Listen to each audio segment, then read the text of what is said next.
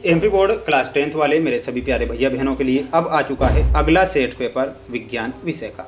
आप सभी बच्चों के लिए रुक जाना नहीं परीक्षा के लिए जो पेपर मेरे द्वारा चैनल पर डाले जा रहे हैं और आपको मैं बता रहा हूं प्यारे विद्यार्थियों, मैं आपसे सिर्फ और सिर्फ ये बात कहूँगा कि पूरे यूट्यूब पर ऐसे प्रश्न आपको कोई नहीं बताएगा, क्योंकि ये 100% मैं आपसे कह रहा हूँ कि 101% प्यारे विद्यार्थियों ऐसे मोस्ट क्वेश्चन मैंने निकाले हैं जो परीक्षा में आपको देखने को मिल जाएंगे। ठीक है, तो बिल्कुल ध्यान से आपको इस सेट पेपर को भी ध्यान से देखना है। कई सारे जो महान हस्तियाँ होती है, महान बच्चे होते हैं वो रियल पेपर ढूंढते हैं, तो my dear friends real paper के चक्कर में आप ना पढ़ें। जितना ज़्यादा हो सके आप मोस्ट इंपॉर्टेंट क्वेश्चन ही पढ़कर एग्जाम में बैठेंगे। आइए शुरुआत करते हैं हमारे क्वेश्चन से जो कि आपको परीक्षा में दिए जाएंगे और आपसे पूछे जाएंगे। माय डियर फ्रेंड्स ये आपके क्वेश्चन आ चुके हैं। क्वेश्चन नंबर फर्स्ट है, लोहे में जंग लगना एक सामान्य उदाहरण है। तो प्यारे विद्यार्थियों लोहे में जंग लगना ये क्वेश्चन आएगा, ये संक्षरण का उदाहरण होता है। तो इसमें आपको आंसर क्या लिखना रहेगा, संक्षरण। एस्ट्रोजन स्त्रावित होता है, तो एस्ट्रोजन किससे स्त्रावित होता है, इसमें आपका आंसर क्या हो जाएगा, एस्ट्रोजन अंडाशय से स्त्रावित होता है। इसमें आपको अंडाशय लिखना है। कोई विलयन लाल लिटमस को नीला कर देता है तो इसका पीएच मान संभवतः क्या होगा, तो इसका पीएच मान संभवतः हो जाएगा 10। कितना हो जाएगा, संभवतः इसका पीएच मान 10 होगा। इसमें आपको 10 लिखना है। कौन सी धातु ठंडे जल के साथ तेज अभिक्रिया करती है, तो प्यारे विद्यार्थियों उस धातु को हम पोटेशियम धातु कहते हैं। ये ठंडे जल के साथ तेज अभिक्रिया करती है। ये आपको यहाँ पर करेक्ट करना रहेगा। बढ़ेंगे हमारे अगले क्वेश्चन की ओर, स्क्रीनशॉट ले लीजिएगा और अच्छे से प्यारे विद्यार्थियों याद कर जरूर लीजिएगा। पादप में जाइलम उत्तरदायी होता है, तो जल के वहन के लिए पादप में जाइलम उत्तरदायी होता है।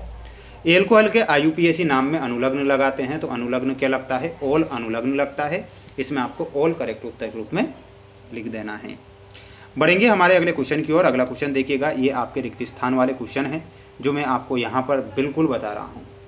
विश्व पर्यावरण दिवस मनाया जाता है, तो विश्व पर्यावरण दिवस 5 जून को मनाया जाता है। इसमें आपको लिखना है 5 जून।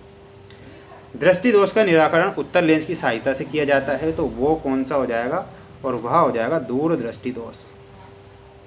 गोलीय दर्पण की फोकस दूरी उसकी वक्रता त्रिज्या की होती है, तो गोलीय दर्पण की फोकस दूरी उसकी वक्रता त्रिज्या की आधी होती है। इसमें आपको क्या लिखना है, आधी।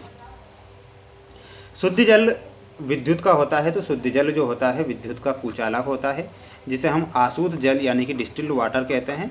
यहाँ पर आपको कुचालक लिखना है। एक आदर्श अमीटर का प्रतिरोध होता है, तो एक आदर्श अमीटर का प्रतिरोध 0 होता है। चुंबकीय क्षेत्र रेखाएं परस्पर प्रतिच्छेद नहीं करती है, तो यहाँ पर आपको क्या लिखना है, नहीं करती। ये आपको करेक्ट करना है।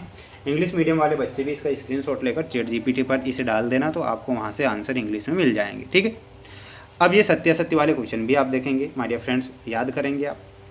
उत्पादक सूर्य प्रकाश के उपयोग से प्रकाश संश्लेषण द्वारा अपना भोजन स्वयं बनाते हैं, तो बिल्कुल ही आपको सत्य लिखना है। बर्फ का जल में परिवर्तित होना ऊष्माक्षेपी अभिक्रिया का उदाहरण है, ये गलत हो जाएगा। विद्युत जनित्र धारा के चुंबकीय प्रभाव पर आधारित युक्ति है, ये गलत होगा। मेंढक में भारी निषेचन होता है, बिल्कुल बात सत्य है। ओजोन परत द्वारा अवरक्त किरणें अवशोषित की जाती, गलत हो जाएगा। मानव में शिशु के लिंग का निर्धारण 23वें जोड़े के द्वारा होता है, तो बिल्कुल ही आपको सत्य लिखना है। स्क्रीनशॉट आप यहाँ से ले सकते हैं और प्रश्नों को याद कर सकते हैं, मेहनत कर सकते हैं। बिना मेहनत के जय जयकार नहीं होती, ये जानते हैं आप। सिरका एसिटिक अम्ल, थायराइड में आपको मिलाना रहेगा थायरोक्सिन से। जो अभिक्रिया दी गई है ये किस प्रकार की अभिक्रिया है, ये प्रश्न आपसे पूछा जाएगा, तो इस अभिक्रिया को याद रखना, ये ऊष्माशोषी अभिक्रिया का उदाहरण है। धातु विद्युत की सुचालक होती है, तो इसमें आपको मिलाना है विद्युत की सुचालक। डीएनए की खोज वाटसन व क्रिक नामक वैज्ञानिक ने की। और प्रोपेन के लिए जो सूत्र होगा C2H6 या फिर C3H8, तो इसमें आपका ऑप्शन नंबर ए जो दिया गया है वो करेक्ट आंसर होगा C3H8। स्क्रीनशॉट लेना है, याद करना है, पढ़ना है, मेहनत करना है, और बिना मेहनत के जाएंगे तो बिल्कुल नुकसान आपका होगा। मेहनत तो कर लीजिए। मेंडल ने आनुवांशिकता के लक्षणों के वाहक को क्या नाम दिया है, तो मेंडल ने आनुवांशिकता के लक्षणों के वाहक को कारक नाम दिया है। क्या नाम दिया है, तो यहाँ पर आपको लिखना है कारक। रेगिस्तान की मरीचिका किस क्रिया का उदाहरण है, तो इसमें आपको लिखना है पूर्ण आंतरिक परावर्तन। क्या लिखना है, तो यहाँ पर आंसर हो जाएगा पूर्ण आंतरिक परावर्तन। ठीक है। मस्तिष्क का कौन सा भाग सोचने, सुनने, सूंघने, देखने आदि के लिए जाना जाता है, तो वह होता है अग्र मस्तिष्क। क्या होता है, इसमें आपको लिखना है अग्र मस्तिष्क।